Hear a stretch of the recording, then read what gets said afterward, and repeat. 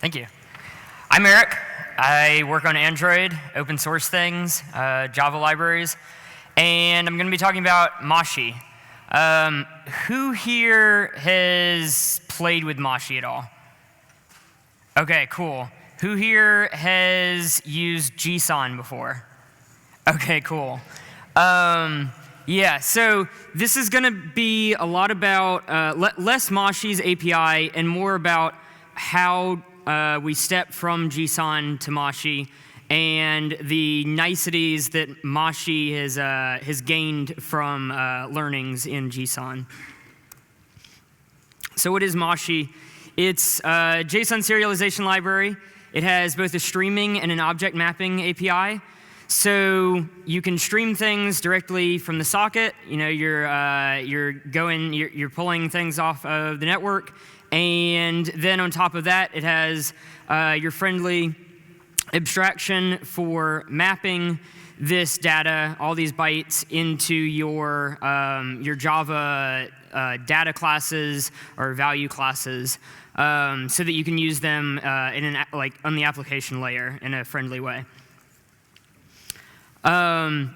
Moshi is also a very compact, small library, and originally written by Scott, Jake, and Jesse, all at Square at the time, a few years ago. And you might know Jesse Wilson from writing basically everything. Works a lot on OKHTTP, but importantly for this talk, he wrote a lot of JSON 2's API. So when I say upgrading to Moshi, it's not a slight on JSON in any way. It's very much that it's by the same authors with the same intent of providing a better interface for JSON and all the things that we learned in making JSON and all the things that JSON 2's API really made handy for developers. So Moshi is kind of JSON 3, but I kind of think of it as JSON Lite. It's a smaller API. It is more opinionated about a lot of things. Also, importantly, it's built on OKIO. So OKIO is the bytes library that you use under the hood in OKHTTP, and basically any kind of IO that you use, it's a lot better than java.io. And so why upgrade to Moshi? Why now? Why upgrade from JSON? JSON kind of works well enough in a lot of places, and that's really true. Like the reason Moshi is not JSON 3 is none of the actual maintainers of JSON work at Google right now, although kind of funny enough, Jake Wharton now does, but it's not really being actively maintained. And basically, JSON 3 just wouldn't happen. A lot of internal systems at Google and across probably all the companies we work at rely on JSON, and so it's not necessarily something you have to update. And it's not something a lot of people will update. A lot of systems will update. So that's why it's not just purely JSON 3. It's a little bit of just the spiritual successor rather than direct correlation there. So the biggest thing why you would update, or why you might be able to tell your project manager or your engineering manager why you might update, JSON is not in active development. It's pretty much, it's not because it's really a stable or a complete library. It's just really hit the pace where it's not being actively, there are no active features developed. There's a lot of things that are kind of broken, but JSON 3 just can't happen. It doesn't have enough support for that. So it's just kind of slowed to a crawl. And really all active development on JSON, you'll really see in the Moshi side. The thing that you as an implementer, as a developer, are going to see much more is that JSON is really lenient You can do a lot of really not great things with JSON, and it'll just let it slide, and it'll be great until it doesn't work, and then you'll be debugging into a bunch of the source code of JSON and have to figure out why that edge case didn't work. We're going to go over some of the examples where JSON's too lenient, but this is really just across the library, and things even like the default Boolean type adapter lets you actually have true and false as string literals rather than as Boolean literals. It lets enums just pass, and then you'll get nulls when you have an unknown enum string type, and it also lets you use platform. You get tied to platform types. You could use something like, you could say, JSON, can you deserialize this array list for me? And it'll try to do it to the best of its ability. And then you're really tied to that platform concrete type of array list. And then your Android version updates, and then now it's not going to work as you expect. So JSON's just too lenient there, and you'll get subtle bugs. Also, it has a rather large API. It has a lot of things that aren't quite clear their order of precedence for when you have for when your type adapter will get called or created. It also has things like JSON deserializer and JSON serializer, and it's not quite clear when to use certain parts of the API. And a lot of it is like baggage from JSON 1, and a lot of things will. Because it's not so clear, can cause performance issues. Like if you're using JSON deserializer instead of the new or the type adapter APIs, then you'll lose streaming support, and you'll basically be buffering your entire objects at once rather than feeding it down the line. So Moshi aims to have a more opinionated API to prevent yourself from making mistakes and to encourage you to do the most efficient thing and performant thing. One of the things that's been slightly improved in JSON is error handling, but it's still not great. You'll get, they're kind of all over the place. You'll get I/O exceptions in different places, again, and it's things where you'll have to go in and debug the source of JSON to figure out where it's coming from. Moshi is pretty clear on exceptions. It throws a subclass of I/O exception for when there's actually an I/O exception. So when you've gone into a tunnel and you can't pull down any more of your of those bytes, then you just get an I/O exception. And then when there's actually a problem, when you were expecting an integer, but it was a string, or the other way around, you're going to get a friendly JSON data exception and be able to solve the problem more easily there. Two of Moshi's goals are really to be really small, to be really performant, so you can run it on Android, not just on your JVM, but also to make your life as a developer really easy, so that you can sit down, you can read the API docs, you can read the README in 30 minutes, and you know exactly what you need to do. And it can just handle can handle your more complex use cases, but again has that focused API so that you can understand it readily. And that's why I'm not really going to be going over a lot of the API, because it would be a failure of Moshi if it weren't clear from the docs. And of course, the other thing is very small. Moshi has significantly fewer methods than JSON. But this is assuming you already have OKIO in your project, because a lot of the heavy lifting is actually taken care of by OKIO. And since modern Java developers are using things like OKHTTP, we already have OKIO in our projects.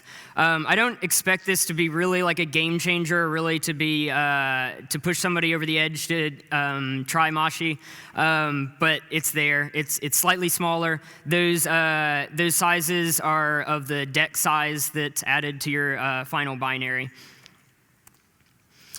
And then I'm going to go over some of the big optimizations and API niceties of Moshi. I would say the API niceties are really the big thing. I'm going to talk about some actual performance optimizations, but the API is what's really going to save you a lot of effort in your time as a developer.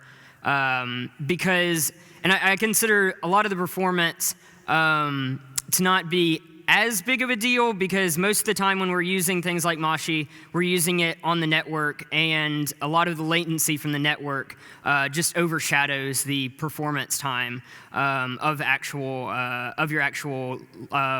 serialization library, assuming that you're doing streaming and not buffering an entire model into memory.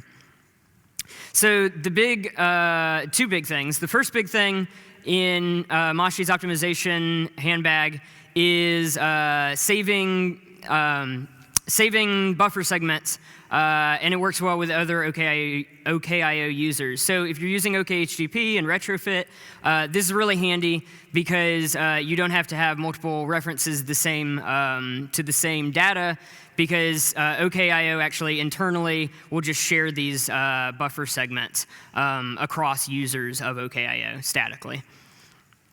The second thing is that Moshi will avoid allocating strings while deserializing. So this is a big thing if, especially when you use reflection. So the default adapters that you use when you're using Moshi or JSON are using reflection to set your fields and such, the values to your fields with your model objects. In JSON, when you've got, like, your data class and you've got some fields in it, and then JSON has to know about the names of those fields, and so those are strings, and then we have to allocate those strings when we're deserializing, and then when we're done, they have to be garbage collected. So there's a little bit of a performance hit there, and it's a bigger deal when you've got lists and you're just over and over allocating all these strings, throwing them away. Moshi does a smart thing that's actually an abstraction borrowed from OKIO, which is an options API that we'll go over in a little bit. But you basically pre-allocate these strings and then can just get the index of the string in the options data type, so that you basically pre-allocated these strings and you're not allocating them as you're streaming. So how to upgrade. So now we're going to be talking about going from JSON to Moshi, given that value proposition.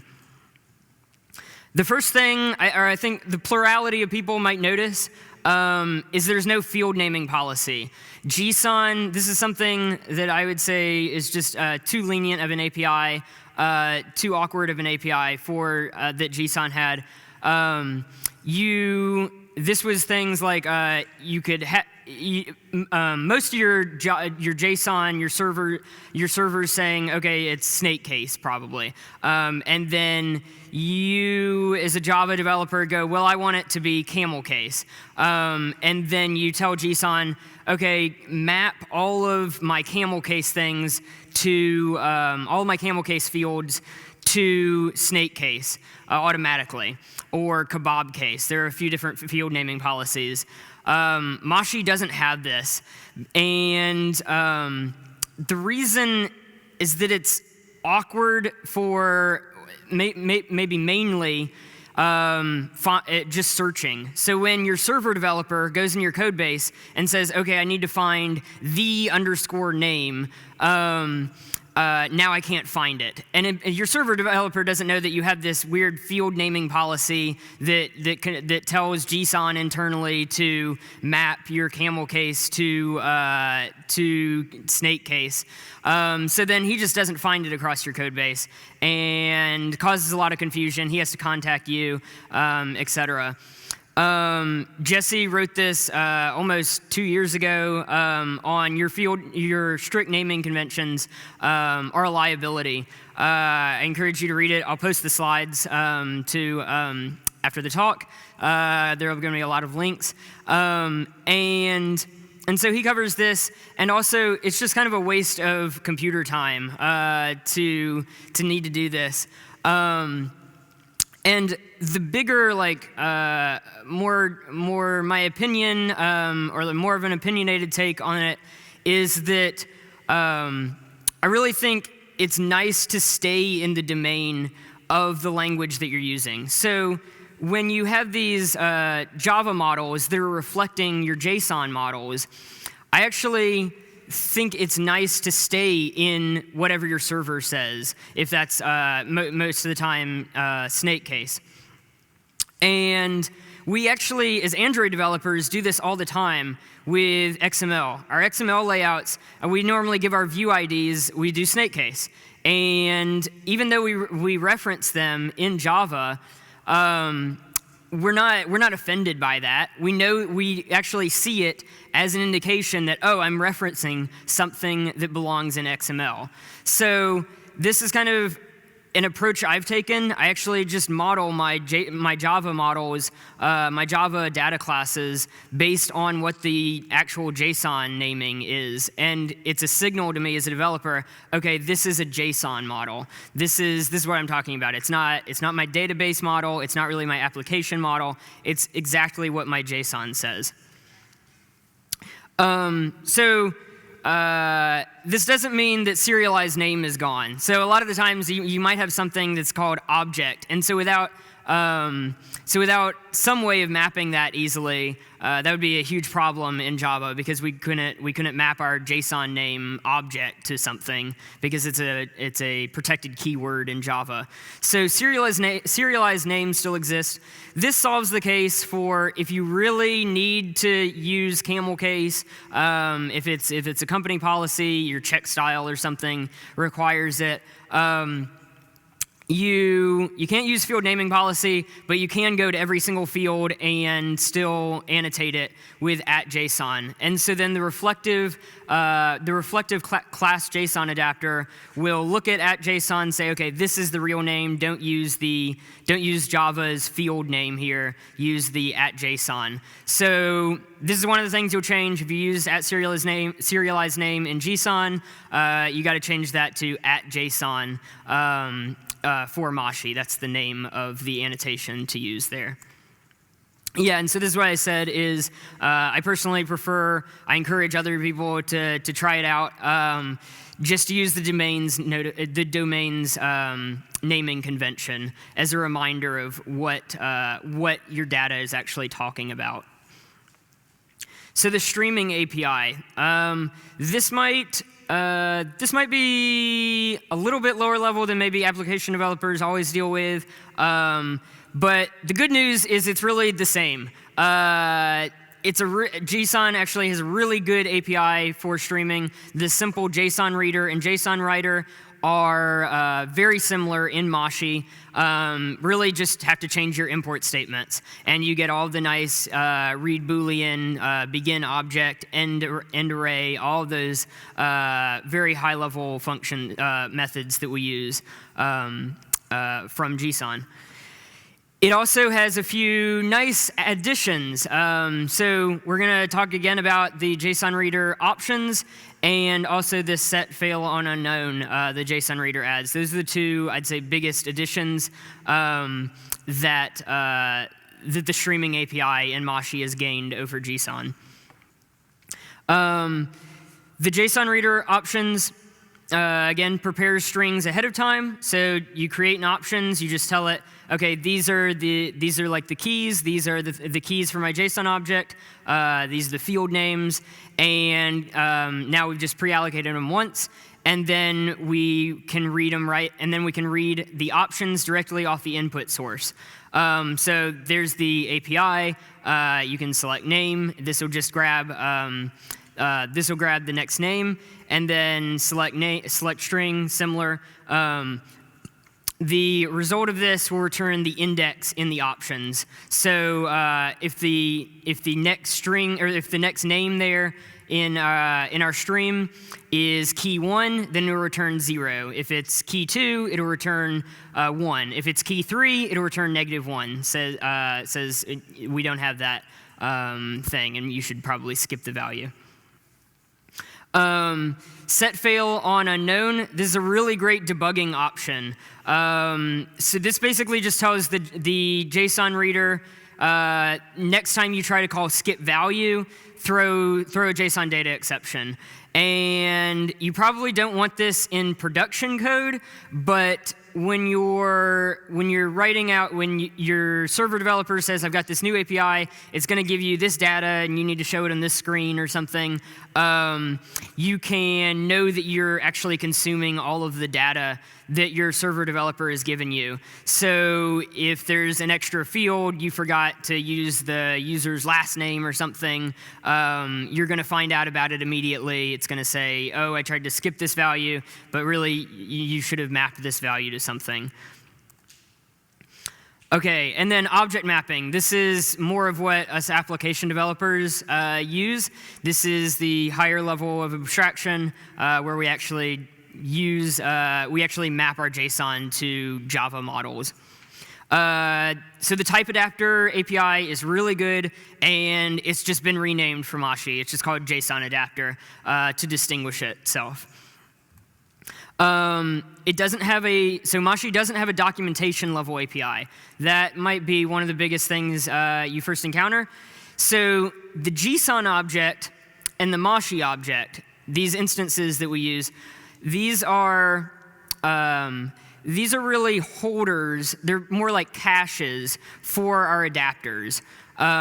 So we have all of these type adapters. Our string type adapter, maybe like my data adapter, and they hold caches for these adapters. But if it's a type adapter that you're really going to be using a lot, it's better that you actually cache it yourself. So there's Moshi doesn't actually know anything about your document. It just knows the reader that you give it, and it goes through until you finish consuming in the reader. So if you need to do any assertions that you've consumed the entire document, you need to do that more at the application layer. So there's not any JSON, or there's not any Moshi.from JSON. You're actually going to need to get the adapter. So JSON had this API, get adapter. It's basically the same in Moshi. You get the adapter, and you should cache your adapters. Again, Jesse wrote another blog post about reflection machines. The Moshi's JSON adapter and JSON's type adapter are examples of reflection machines, in that they have a factory API where you actually do the heavy lifting, and you need to do all of the upfront work. So by default, Moshi uses a reflection for all of your custom classes to set all the fields. So you might think that that's expensive, but really all of the hard work you need to do is up front, getting at all the fields, but actually binding to these fields is not very expensive. So if you do it up front, and you keep around your instance of the adapter, then the work is already done just once when you're actually creating the adapter. And then when you're actually using it, when you're streaming your data, then it's much less expensive. So that's the idea of kind of a machine of knowing when to cache data just once. So object mapping without JSON's bad leniency. Platform types require explicit JSON adapters in Moshi. So JSON, like I mentioned, was really lenient about this.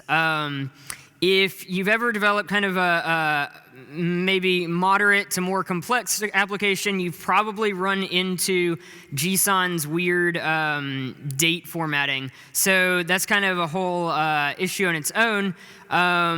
But you could get tied down to JSON's default date type adapter, and then not really know the right way of approaching it to fix it.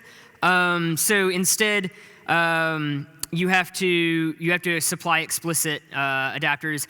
There's an artifact in the Moshi repository for the common RFC 339, I think it is, date type. So that'll cover most of your common use cases, but just know that you need to include that and be able to if you have date types in your JSON data. Also things like array list. This is kind of something I commonly saw in a lot of code that JSON touched. Just use list most of the time. But again, the reason we don't let you use array list or any platform type is you get tied down to the platform. Like you could use an Android type, and then you'd end up your Android version upgrades, but you were relying on those implementation details of like the field names in point, and then Android upgrades, and then that no longer applies, and you've just ruined all of your JSON models. So if you need to do that, you need to use the public API of those types and supply a direct JSON adapter for them. Also, Moshi, this is very, very similar. JSON had something pretty similar. Wrapping your JSON adapters, similar. The type adapter had very similar things.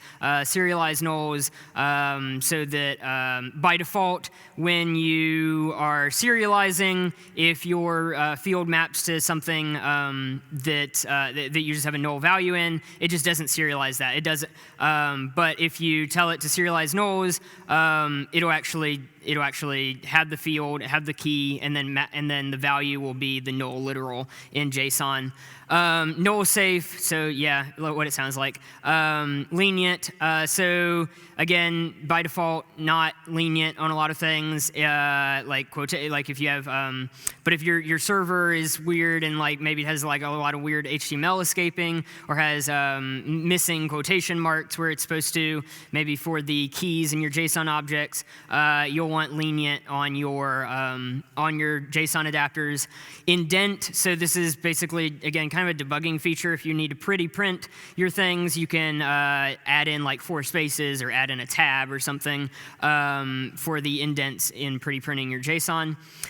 Fail on unknown, we covered that. That's the new thing for Moshi. And so this just tells the JSON adapter to temporarily make the JSON reader fail on unknown. And then when the JSON adapter is done with it, then go back to whatever the JSON reader was using before. So object mapping, the 2 things that you'll notice are missing are JSON serializer and JSON deserializer. These are APIs in JSON that were not good. They're kind of baggage. They were easy for a lot of people to implement for their custom logic. But they didn't stream. So they were actually buffering your entire value at once in memory, and so you lose all the performance benefits. And it's also just an added API. Really, hopefully you don't run into this, but the better thing that all new code should be written in is the type adapter API. And of course, in Moshi, the JSON adapter API. So hopefully you're using type adapter and type adapter factory. These map basically one-to-one with JSON adapter and JSON adapter.factory in Moshi. The other thing is there's no more type token API, which is really nice. You'll kind of see this as a pattern too in Moshi. Moshi tends to prefer normal Java types that you already know. So you actually just end up using the java.lang.reflect type API more than type token. And instead of the type token and having to subclass it and do kind of weird things, there's actually a types factory class in Moshi. It's a public API, and it has all sorts of niceties. Again, like not going to go over the whole API, but basically everything you had in type token, you actually just use the types API to be able to just create normal Java types. So here's a common example. If you have a list of strings, you had to use the type token and then create a type token, and then basically you had this type token type that only JSON understood. In Moshi, you can just have a normal, this will just return a normal java.lang.reflect.type. There's another thing that's not, it's not quite 100% in Moshi that you maybe should be aware of if you use enums in your JSON. It definitely wasn't 100% in JSON.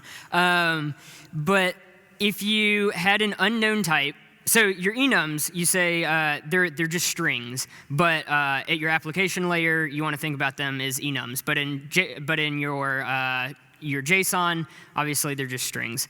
So, but if you ran into an unknown string in JSON, again, it was really lenient, and it would just give you null. So you couldn't tell it to, there wasn't an easy API to tell it to give you a fallback value or anything. It would just give you null. And that's not super great. It's a little bit awkward to have a null enum type. Normally, I'd say prefer just like adding another type for unknown or something. So the JSON's API wasn't great there. But then in Moshi, if you have an unknown type, it does the right thing. For the common case, it does the right thing in that it throws a JSON data exception. It says, this was an enum, so it has to be strictly these values. I didn't find that one of these strings in the JSON. I don't know what to do with it. Here's a JSON data exception. But if you maybe don't control your server team doesn't communicate to you all the time or something, that can be weird. Like maybe your server upgrades, and then now you have a new type. It has a different string, and you don't want to fail your deserialization. You don't want to fail the whole network request. You want a fallback type. Moshi doesn't have a great solution to this currently. So I've actually written an enum with default JSON adapter implementation, which again I'll post the slides and you can get the link. But I want to hear from kind of the community. There's an issue on Moshi on GitHub for it. I want to hear like +1 the issue, give feedback, give any comments if you have any idea. We're still kind of looking for what the right API might be to give this fallback. But for now, I've written an implementation that basically copies out the enum JSON adapter that's internal in Moshi. So the other thing is special casing type qualifiers. So in JSON, we had this @JSON adapter, not to be confused with Moshi's JSON adapter, that would tell it to special case this type, and it was kind of a type qualifier. The weird thing was it wasn't the order of precedence for when this type adapter was going to be used isn't very clear. Moshi solves this really really well with JSON qualifier annotations. So you can actually have this type qualifier. So here we have like a wrapped string, and then this is what it might have looked like in JSON. You had to write all this, and then in Moshi, here's what our wrapped JSON qualifier thing JSON adapter might look like. This is you'll notice that this kind of varies from our type adapter implementation in JSON, as it's just a normal Java object. So that brings us to easier JSON adapters exist in Moshi. So this is what a very formal JSON adapter factory might look like when you have a custom type in, or when you need to do something interesting with Moshi. And so you have all of this logic, and you got to remember, okay, if it's not this point, I need to I need to tell it to continue on down the list of adapters, and then here's our actual meat. Well, Moshi makes this much easier. You can actually just feed it. You can just actually create normal objects and feed it to the Moshi builder, and then reflectively it'll actually create the proper factory for you. So adapters become much easier in Moshi, rather than its strict factories or JSON's type adapter factories. So again, even easier JSON adapters. We have things you can create these from JSON. Is the annotation? It doesn't do anything magic. It's not an annotation processor. It just tells Moshi when Moshi looks for the annotation reflectively on your method, how to create the factory, factory when you're building your Moshi builder. So it's really easy to add in delegates to create these more complex adapters. Polymorphic types. This is something that's more of an advanced use case where you have something like animal, and based on this type field, we need to deserialize it differently. So you might have a dog that again has a string, but your cat has an integer. And then we have a list of all these things coming down from our server, and we need to do different things based on what type they are. JSON had, again, its own types for this. It had JSON element, which could be a JSON object, it could be a JSON array, or basically it could contain a JSON object, it could contain a JSON array, a string, or primitives. Moshi just uses regular Java object. And that object could be a map, a list, or string, or primitives, because those are all the things that your JSON could be. So when we get to these polymorphic types, this is what it looked like in JSON.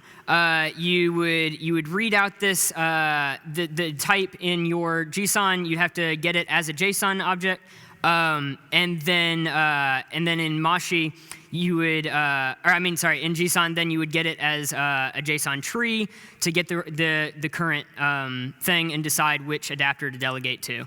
In Moshi, there's this neat read JSON value thing that actually just buffers the entire value, similar to JSON, but in just a Java map way or a Java object way. There, we're telling it is a map. And then we say, okay, this is the value. Delegate it to this our cat adapter because the type was this cat.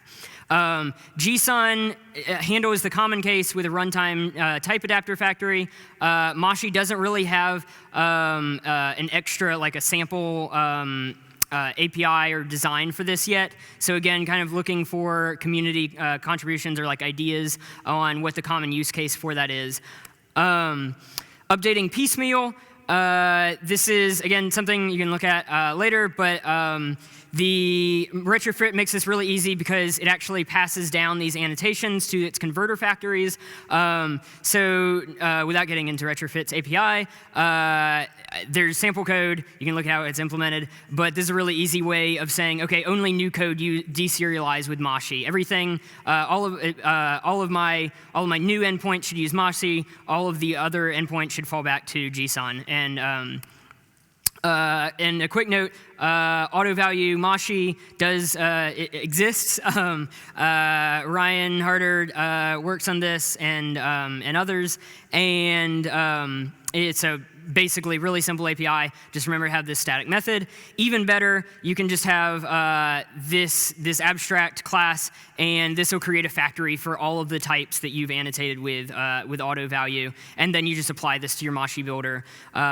You apply it to your Moshi builder, and then it'll use all of the use all of the correct adapters. And auto value Moshi also uses the select name trick, so it uses the JSON reader.options API, again, for performance reasons. That's super cool. A few resources. This is Jesse's announcement blog post, talks about some of the advantages, talks about other places to go to see it. Also, Jake's talk on a few OK libraries, talks more about OKIO and its types, and also how it applies to Moshi, and how Moshi, Retrofit, and OKHTTP and OK are all built kind of on OKIO and are really strong together. Also, I monitor Stack Overflow.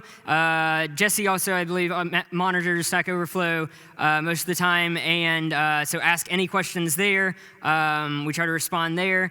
And also, I'm on Twitter and most places, and feel free to ask questions. And so contribute. One thing I'll say is I didn't really mention Kotlin. A Kotlin JSON adapter does exist, so I didn't go over it. But if you're using Kotlin with your data classes, then Moshi is going to be a lot friendlier to you than JSON.